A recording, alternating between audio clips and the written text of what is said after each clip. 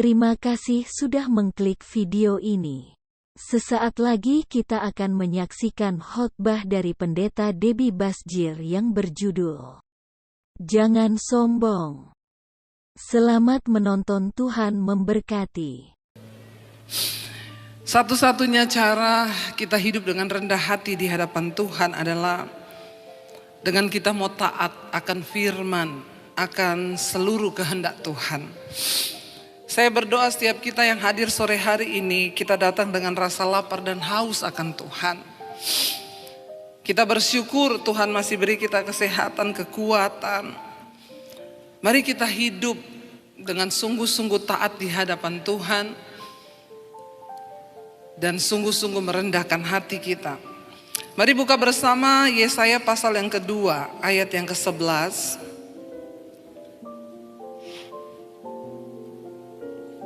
Yesaya pasal yang kedua ayat yang ke-11 kita baca bersama 1, 2, 3. Manusia yang sombong akan direndahkan dan orang yang angkuh akan ditundukkan, dan hanya Tuhan sajalah yang maha tinggi pada hari itu. Saudara, kita tahu bersama Tuhan membenci orang yang sombong dan Dia mengasihi orang yang rendah hati. Kalau kita lihat di dalam Alkitab, firman Tuhan tentang kesombongan itu begitu banyak. Bahkan Alkitab berkata Tuhan itu menentang orang-orang yang sombong. Saat kita ini hidup dengan kesombongan di hadapan Tuhan, maka kita menjadi musuh Tuhan. Saudara bisa bayangkan kalau kita menjadi musuh Tuhan, kita menjadi orang yang ditentang oleh Tuhan, maka sudah pasti semua yang kita lakukan tidak akan mungkin berhasil. Namun seringkali orang Kristen tidak menyadari, sebagai anak Tuhan seringkali kita tidak menyadari. Dan kita berpikir, saya nggak sombong sama Tuhan, apa yang saya sombongkan? Saudara, orang yang tidak mau menurut kepada Tuhan, kepada firman-Nya, itu tanda yang paling nyata bahwa kita ini sombong dan kita tidak nurut kepada perintah-perintah Tuhan. Ketika seseorang hidupnya jauh dari Tuhan, ketika seseorang tidak ingin melakukan kehendak dan firman Tuhan, maka dia hidup dengan kesombongan di hadapan Tuhan dan dia akan cenderung melakukan tindakan-tindakan yang bertentangan dengan firman Tuhan. Tadi pagi saya menyampaikan tentang kehidupan dari seorang raja di Israel yang bernama Asa. Ketika pertama kali dia diangkat Tuhan menjadi seorang raja atas Israel, dia rendah hati, dia merendahkan diri di kaki Tuhan. Dan dia membasmi para Baal, ya, raja-raja, dewa-dewa Baal yang ada pada waktu itu di tengah bangsa Israel. Dan dia berhasil melakukan sebuah terobosan kebangunan rohani atas bangsa Israel. Tetapi kemudian ketika dia sudah menjadi raja, dia duduk dengan nyaman di atas tahta kepemerintahannya. Tiba-tiba ketika musuh datang menyerang, dia mulai mengandalkan cara-cara manusia. Dia mulai sombong dan melupakan Tuhan. Dia mulai sombong dan dia mulai berpikir dengan kekuatannya sendiri untuk menyelesaikan masalahnya. Dan dia mengabaikan Tuhan. Bahkan ketika di hari tuanya dia sakit, dia tidak lagi berdoa meminta Tuhan menyembuhkan. Orang yang sombong, yang pertama, dia tidak mau mendengarkan suara Tuhan. Yang kedua, saudara, orang sombong sudah pasti melakukan cara-caranya sendiri untuk dia bisa mencapai tujuan dan maksudnya di dalam kehidupan. Dan segala kesombongan itu tidak berkenan di hadapan Tuhan. Saya nggak tahu hari ini saya berdoa di ibadah ketiga ini apa yang mau saya sampaikan. Tuhan taruh di hati saya untuk kita jangan sombong. Kalau sebagai umat Tuhan kita sombong, maka kita tidak akan mengalami berkat Tuhan. Demikian juga untuk sebuah gereja. Kita berdoa gereja di tempat ini menjadi gereja yang merendahkan hati di hadapan Tuhan. Tidak ada yang bisa kita sombongkan. Kalau sampai hari ini jemaat di tempat ini masih ada, bahkan Tuhan terus akan menambah-nambahkan jumlahnya, itu bukan karena apa-apa, semua hanya karena kasih dan anugerah Tuhan atas tempat ini, saudara. Sungguh bukan karena kekuatan manusia. Kita sudah mengalami banyak pergolakan.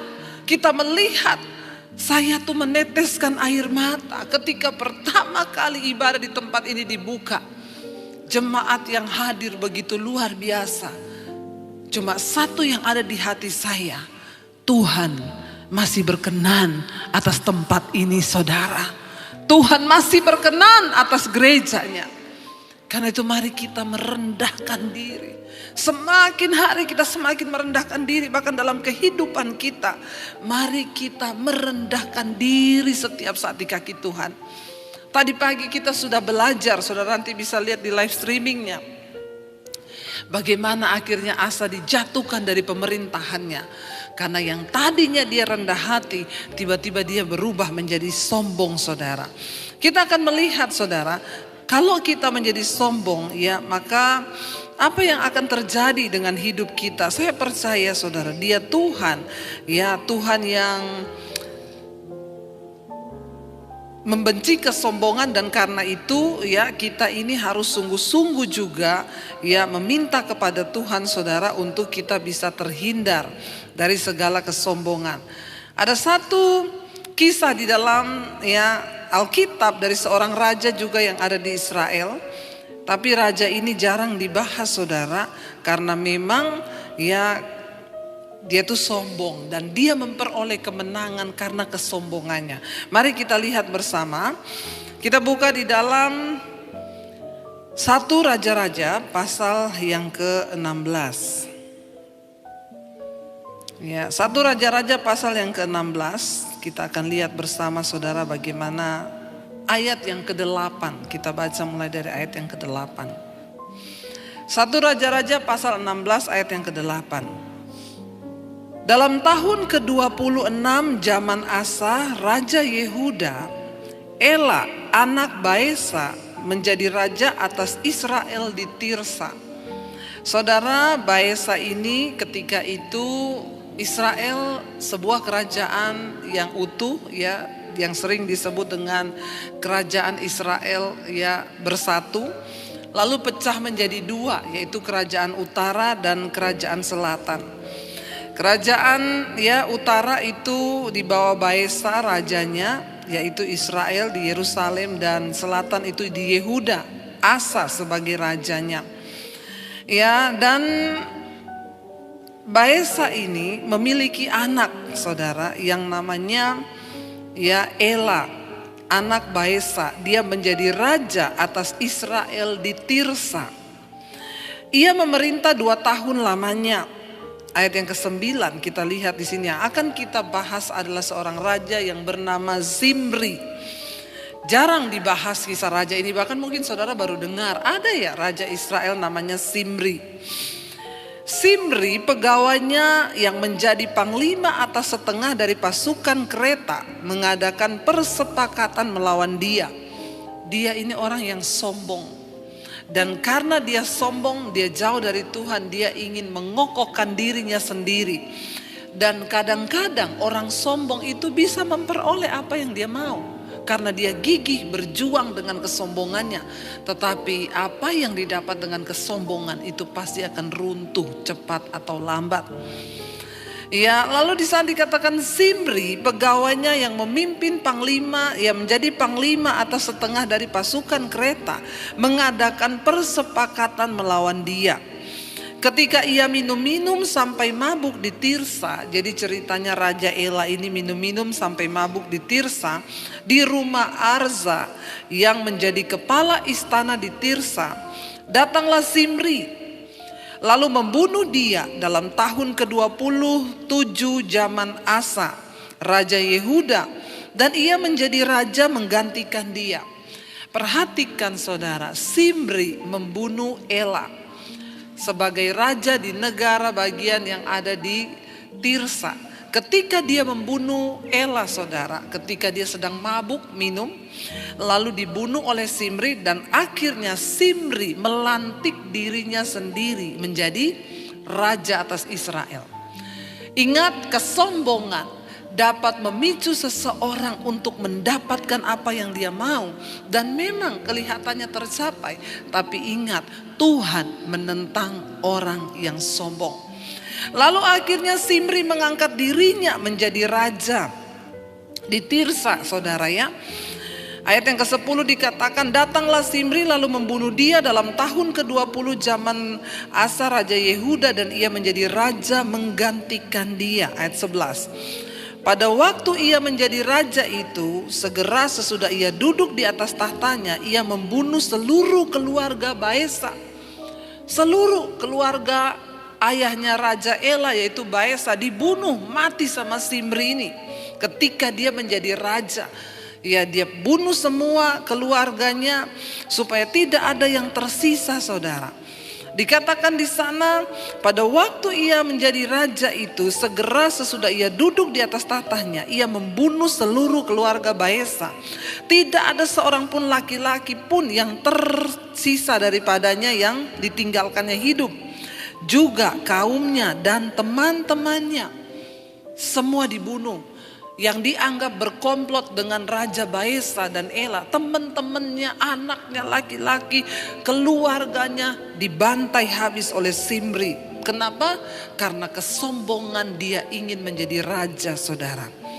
Ayat 12, demikianlah Simri memunahkan seluruh keluarga Baesa sesuai dengan firman Tuhan yang diucapkannya kepada Baesa dengan perantaraan Nabi Yehu. Ya, memang sudah dinubuatkan ya bahwa Baesa, karena dia juga jahat, raja ini jahat sehingga anaknya juga Ela mabuk-mabukan, maka keluarga ini akan ditumpas oleh Tuhan. Tidak ada satupun orang yang berdosa yang akan luput dari penghukuman. Lalu kita lihat, saudara, akhirnya Simri mendapatkan apa yang dia mau. Ya, dia menjadi raja, tetapi kemudian kita lihat ayat yang ke-15. Kita lompat ayat yang ke-15. Dalam tahun ke-27 zaman Asa Raja Yehuda, Simri menjadi raja. Dikatakan di sana ia memerintah berapa hari, saudara? 7 hari lamanya, enggak bicara tahun. Ia memerintah baru 7 hari lamanya di Tirsa, menggantikan raja yang dia bunuh tadi. Sedang rakyat berkemah mengepung Gibeton yang termasuk wilayah orang Filistin. Ya, ayat 16, setelah rakyat mengepung Gibeton yang termasuk, setelah rakyat yang berkemah itu mendengar orang mengatakan, Simri telah mengadakan persepakatan dan ia pun telah membunuh raja. Rakyat dengar, ternyata Simri sudah bersepakat dan dia membunuh Raja Ela, dan sekarang rakyat dengar orang berkata dia sudah melantik dirinya menjadi raja. Lalu rakyat marah, saudara.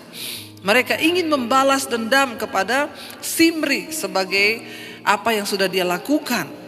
Ya, dan ia pun telah membunuh raja. Maka pada hari itu juga di tempat perkemahan seluruh Israel menobatkan Omri, panglima tentara, menjadi raja atas Israel. Karena mereka mendengar raja sudah mati dan Simri sudah mengangkat dirinya menjadi raja dengan kesombongannya, akhirnya rakyat mengangkat Omri. Omri adalah panglima tentara, diangkat menjadi raja atas Israel. 17, kemudian Omri dengan seluruh Israel maju dari Gibeton dan mereka mengepung Tirsa. Ayat yang ke-18, segera sesudah Simri melihat bahwa kota itu telah diserebut, masuklah ia ke dalam puri istana raja.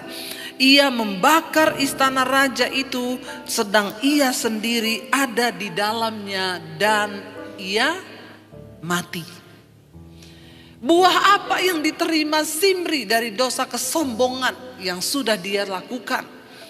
Kesombongan dapat memicu seseorang untuk menghalalkan segala cara memperoleh apa yang dia mau di dalam hidupnya. Sehingga tidak tanggung-tanggung terjadilah pembunuhan. Hati-hati, saudara. Orang yang sombong itu diawali dengan apa? dia tidak mau taat dan tunduk kepada firman Tuhan. Kadang kita bertanya, bagaimana caranya saya sombong, Bu? Waktu engkau tidak menurut kepada firman, itu benih-benih kesombongan sudah ada dalam hidup kita. Ketika kita mendengar firman, ampuni orang yang bersalah kepadamu, lalu kita berkata, enak aja, dia kan yang salah, kemasa saya harus mengampuni dia? Itu artinya kita sudah memiliki benih kesombongan itu. Kenapa akhirnya Kain membunuh Habel? Karena kesombongan. Dia melihat, kenapa persembahan saya tidak diterima? Lalu kenapa persembahan Habel diterima? Kain akhirnya membunuh. Perhatikan saudara, orang yang hidup sombong itu cenderung ingin membunuh orang lain. Mungkin kita tidak memakai pisau membunuh orang, tapi dengan perkataan kita bisa membunuh kehidupan orang lain. Itu yang terjadi dengan Simri. Dia membunuh Raja Ela, lalu dia mengambil tahtanya karena kesombongan menggerakkan dia untuk mendapatkan sesuatu yang dia mau. Apa yang terjadi? Saudara, apa yang kita tabur itu pasti akan kita tuai dalam hidup ini. Karena itu mari kita hati-hati bertindak. Ketika akhirnya Omri dilantik orang rakyat Israel menjadi raja, maka Simri ketakutan. Waktu dia mendengar pasukan Israel sudah menuju kepada istananya dan mengepung kota Tirsa, dia masuk ke dalam istananya, dia membakar seluruh istananya, dan dia bunuh diri bersama dengan keluarganya di dalam istana itu. Sesuatu yang diperoleh dari hasil kesombongan pasti akan membawa kebinasaan. Hari-hari ini banyak orang terpacu untuk ingin menjadi kaya. Ya, apalagi dengan adanya sosial media, kita melihat orang berlomba-lomba memamerkan kekayaan. Jangan pernah terpancing. Karena Tuhan mencari orang yang rendah hati. Kalau kita yang meninggikan diri, pasti jatuh. Tidak tunggu lama. Simri hanya memerintah sebagai raja 7 hari. Tiba-tiba saudara, malapetaka besar datang untuk menghampiri dia. Dia tidak siap untuk menghadapi kenyataan dia akan disiksa mungkin oleh tentara Israel. Apa yang dia ambil keputusan? Dia mengakhiri hidupnya dengan bunuh diri di istananya sendiri. Dia membakar seluruh istananya. Alkitab berkata, sesegera sesudah Simri melihat bahwa kota itu telah direbut, masuklah ia ke dalam puri istana raja. Ia membakar istana raja itu, sedang ia sendiri ada di dalamnya, dan ia mati. Ayat 19 dikatakan di sana, oleh karena dosa-dosa yang telah dilakukannya dengan melakukan apa yang jahat di mata Tuhan, serta hidup menurut tingkah laku Yerobeam dan menurut dosa Yerobeam yang mengakibatkan orang Israel berdosa pula. Selebihnya dari riwayat Simri dan persepakatan yang diadakannya, bukankah semuanya itu tertulis dalam kitab sejarah raja-raja Israel? Jarang kisah ini dibahas, tapi inilah dosa kesombongan yang akan menghancurkan kita. Saudara, bagaimana kita bersikap ketika mungkin kita dihina? Bagaimana engkau bersikap ketika engkau direndahkan oleh keluargamu? Apakah kita marah? Tidak jarang ketika orang Kristen itu mengalami fitnahan atau hinaan dari keluarga, kita marah dan berkata, emang dia belum tahu siapa saya. Hati-hati, cepat minta ampun. Bagaimana kita bersikap sebagai orang rendah hati waktu engkau direndahkan? Terima itu sebagai sesuatu yang memang Tuhan izinkan. Ya, tidak usah berkata di mana harga diriku. Belum tahu dia. Mari kita belajar hidup dengan rendah hati. Kenapa saudara? Karena Tuhan akan meninggikan orang yang rendah hati.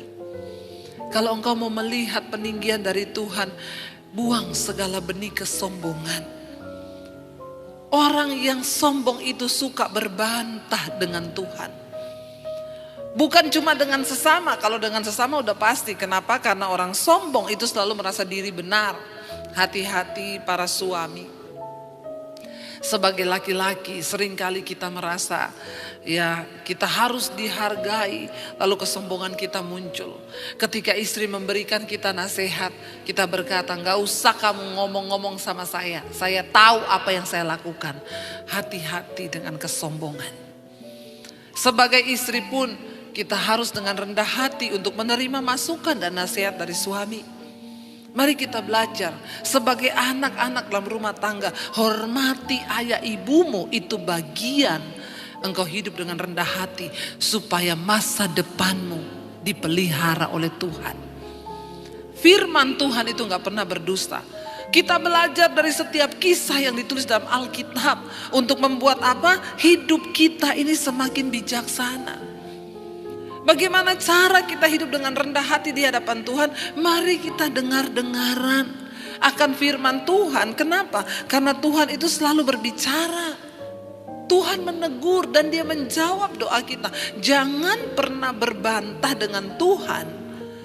Dengan cara apa? Kita gak nuruti firman-Nya, saudara. Orang yang gak menurut firman, dia hidup dengan kesombongan di hadapan Tuhan. Coba kita baca bersama di dalam Ayub 33. Ayub 33 mulai ayat yang ke-13, saudara. Ayub 33 ayat yang ke-13 kita baca bersama. Di sana firman Tuhan berkata, "Mengapa engkau berbantah dengan Dia?" Ya, kenapa manusia berbantah dengan Tuhan? Bahwa Dia tidak menjawab segala perkataanmu. Seringkali ketika doa-doa kita belum dijawab, kita berkata, "Tuhan, kenapa engkau gak jawab-jawab?" Saya seringkali menerima orang konseling, "Bu, saya ini sudah berdoa loh puluhan tahun, kenapa Tuhan gak jawab doa saya?" Hati-hati, ya. Hati-hati dengan ucapan mulut kita. Jangan sampai kita menjadi orang yang sombong di hadapan Tuhan dengan berbantah dengan Tuhan. Dikatakan di sana ayat 14, saudara, ya, Ayub 33 ayat 14.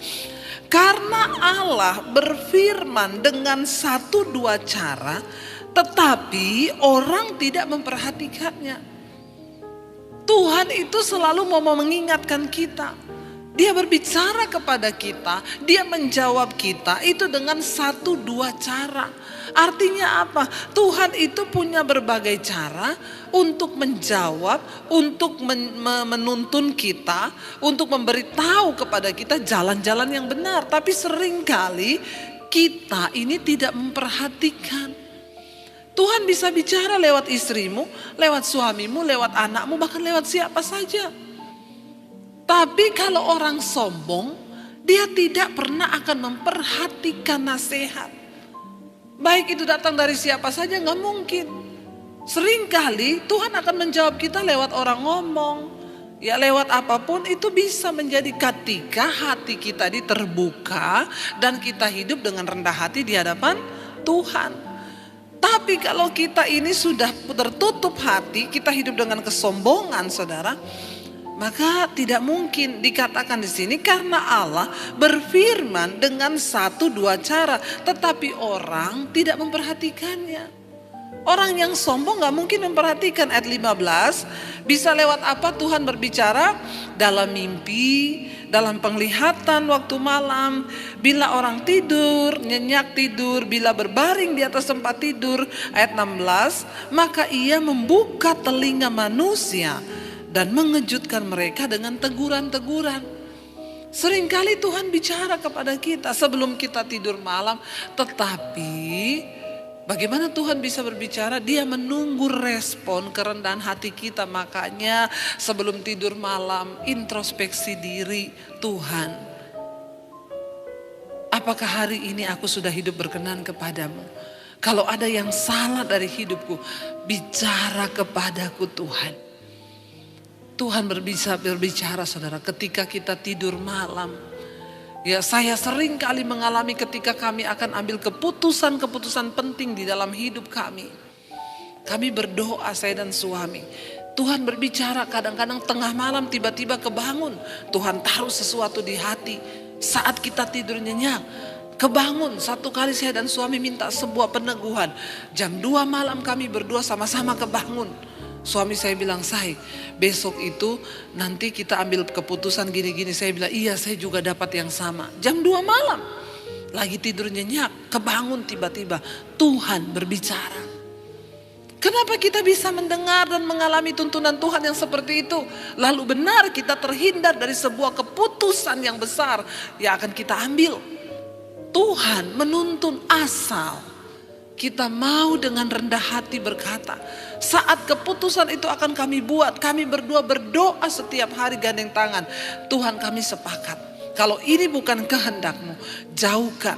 Tuntun kami Tuhan, apa yang harus kami lakukan.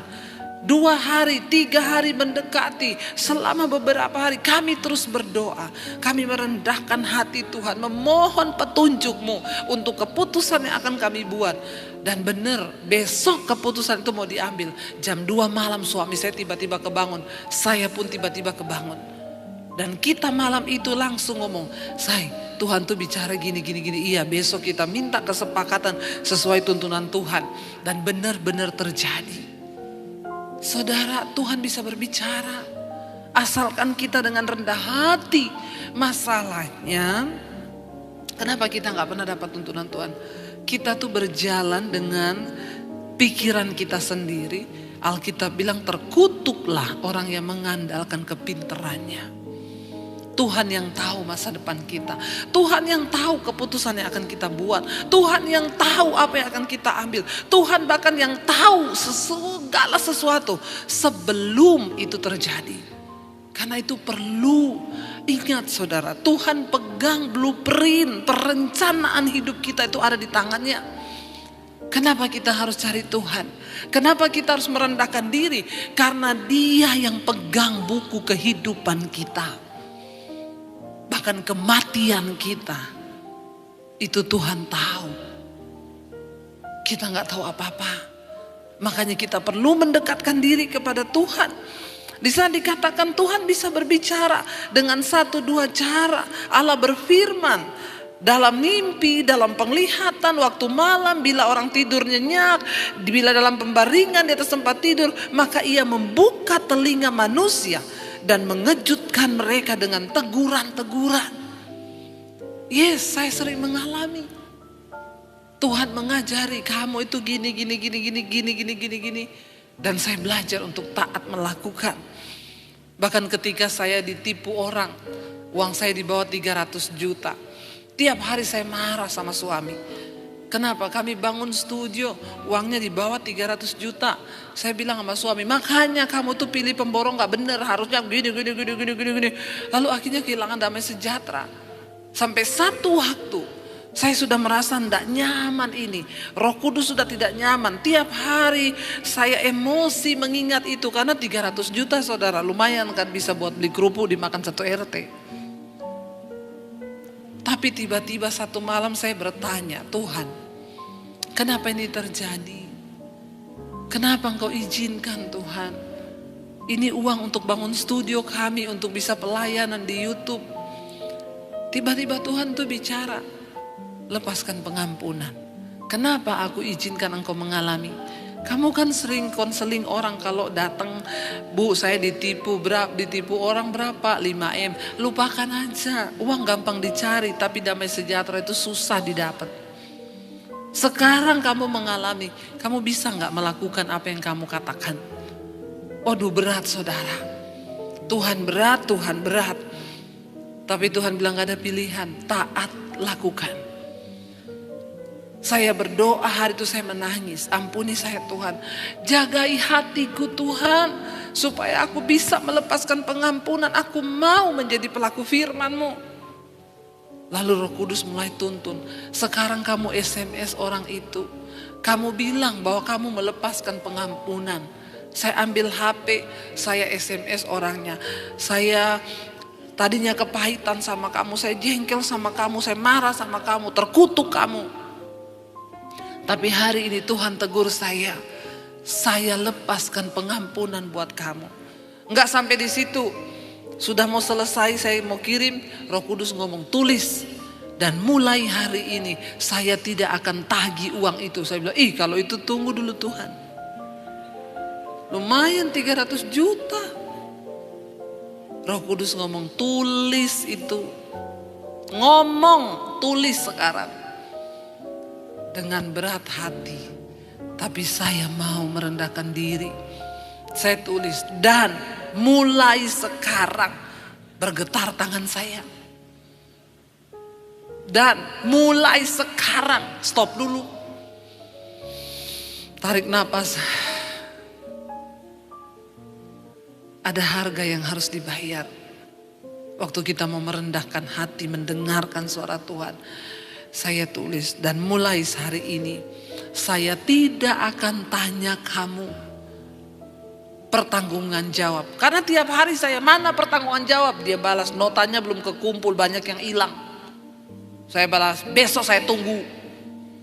Besok seperti itu, damai sejahtera hilang. Waduh, semuanya saudara. Tapi akhirnya saya mau belajar taat. Saya bilang, mulai sekarang saya tidak akan tanya lagi uang itu. Itu urusan kamu dengan Tuhan. Tapi satu nasihat saya, bertobat. Dah, besok pagi bangun iblis ngomong, tanya uangnya. Waduh, daging itu saudara, daging. Saya bilang, enggak, dalam nama Yesus. Enggak, dalam nama Yesus. Akhirnya saya hapus aja kontaknya. Biar saya tidak terpengaruh untuk nanya-nanya. 1 minggu kemudian saya dapat berkat, ada orang ngasih saya mobil. Mobil baru. Yang harusnya itu keluar dari uang saya sendiri. Tapi orang kasih. Berapa minggu kemudian ada orang memberkati untuk pembangunan studio kami. Apa yang tidak pernah kita pikirkan. Coba kalau saya marah-marah terus. Saya nggak mau dengar apa yang Tuhan ngomong. Kalau saya nggak taat, nggak merendahkan hati untuk melakukan firman Tuhan. Saya berbantah dengan Tuhan. Saya bilang, nggak Tuhan, berat Tuhan, saya nggak mau. Saya akan tagih terus. Karena ada teman saya yang ngomong, butuh jasa penagih nggak? Dia bilang, nggak dosa bu. Kita nagih utang nggak dosa. Sudah mau tergiur saya, tapi saya ingat Tuhan bilang, jangan. Setelah saya lepaskan pengampunan, berkat Tuhan mengalir saudara. Tepuk tangan buat Tuhan. Saudara, jadilah orang yang rendah hati di hadapan Tuhan. Jangan suka berbantah dengan Tuhan.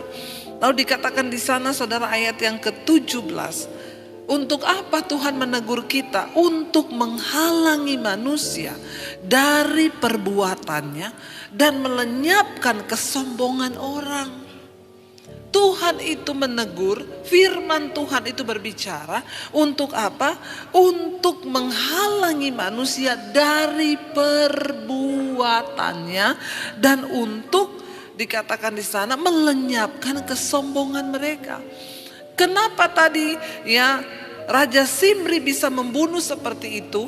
Karena kesombongan menguasai dia sehingga perbuatannya akhirnya melakukan sesuatu yang tidak berkenan. Tekan setiap kesombonganmu. Juga buat bapak-bapak. Seringkali bapak-bapak itu dipimpin logika. Kesombongannya terlalu tinggi. Dalam bisnis engkau membuat perhitungan dan engkau pikir ini sudah benar. Ini perhitungan saya. Diberkatilah orang yang merendahkan hatinya di hadapan Tuhan. Diberkatilah orang yang rendah hati. Tetapi terkutuk orang yang tinggi hati. Untuk melenyapkan kesombongan orang, ayat 18, untuk menahan nyawanya daripada liang kubur dan hidupnya daripada maut oleh lembing.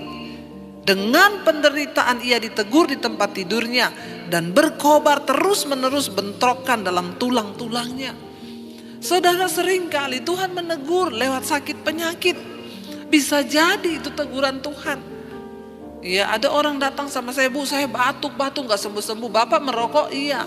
Ya itu pak, berhenti rokoknya. Itu teguran Tuhan. Masa sih bu, doakan bu supaya batuk saya sembuh. Enggak, biar saya tumpang tangan, tumpang kaki sama bapak. Enggak bakal sembuh batukmu kalau bapak masih tetap merokok. Tubuhmu itu bait Allah.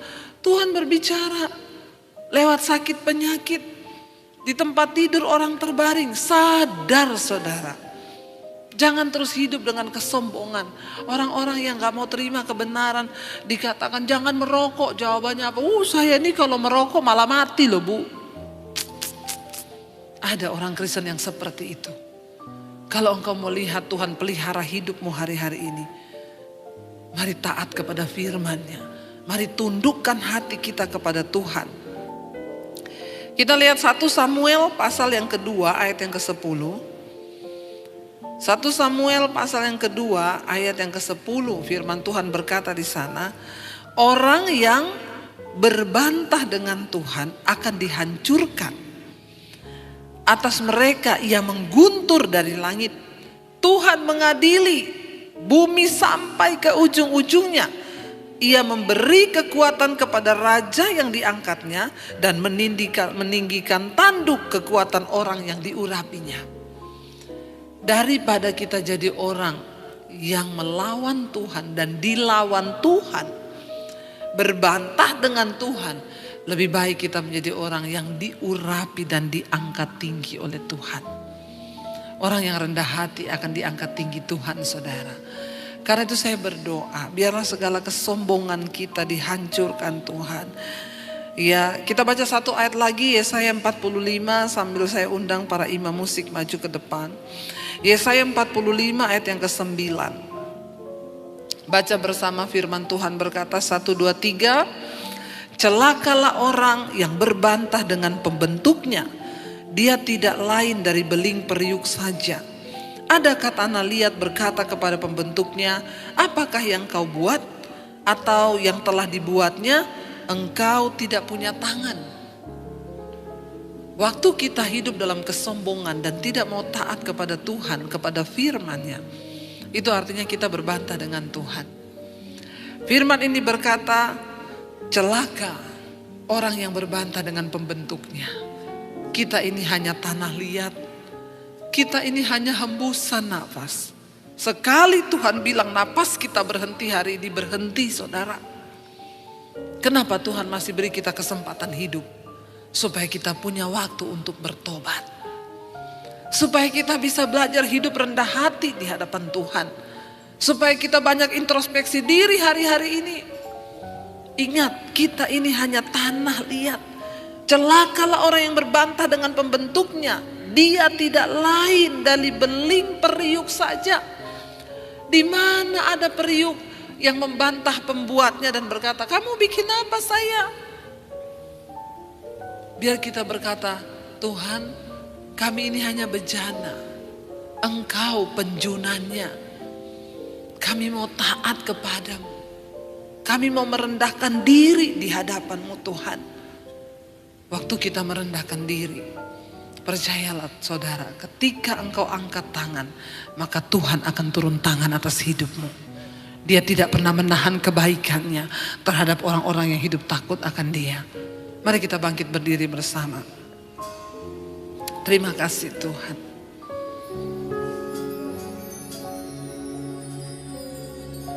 Kami mau berkata di hadapan Tuhan, kami hanya bejana tanah liat dan Engkaulah penjunan kami. Terima kasih Bapa, bentuk hidup kami sesuai yang Tuhan mau.